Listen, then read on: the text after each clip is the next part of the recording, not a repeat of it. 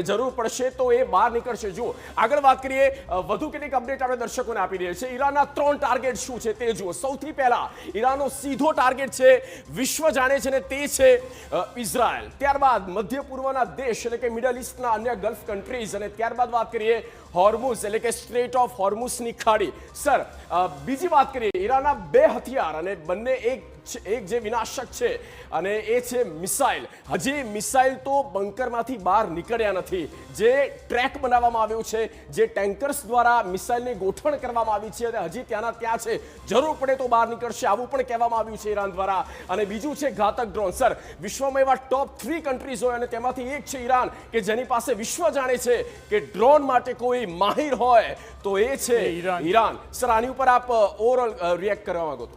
જે જાતના ડ્રોન્સ અત્યારે સર્વિસની અંદર છે એની અંદર તમે કહ્યું એ બિલકુલ સાચી વાત છે કે ઇવન રશિયા જેવા કન્ટ્રીને પણ અત્યારે ઈરાન ડ્રોન સપ્લાય કરી રહ્યું છે અને એ બહુ ઇફેક્ટિવલી યુક્રેન વોરની અંદર પણ એ પરફોર્મ કરી રહ્યું છે।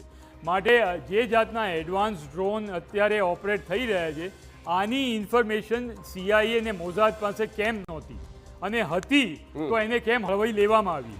કારણ કે તમે જ્યારે ડિસાઇડ કર્યું ત્યારે ડ્રોન અને મિસાઇલ અને હમણાં જ હજુ 12 દિવસનું યુદ્ધ 2025ની અંદર જૂનની અંદર તમે ઈરાન સાથે કરેલું છે અને એ વખતે પણ અમેરિકા અને ઇઝરાયલ બંને પ્રીએમ્પ્ટિવલી જે બધી સ્ટ્રાઇક કરી તેમ છતાં પણ અને ક્લસ્ટર બોમ્બ વાપર્યા, B2 બોમ્બર્સ વાપર્યા, તેમ છતાં એ રિઝલ્ટ ઓરિએન્ટેશન ના થયું। અને વોટ ડીડ US પ્રેસિડેન્ટ જ્યારે એમણે કહ્યું કે મેં ન્યુક્લિયર ફેસિલિટી ઈરાનની એનિલિએટ કરી છે, he use that word inverted comma એનિલિએટ।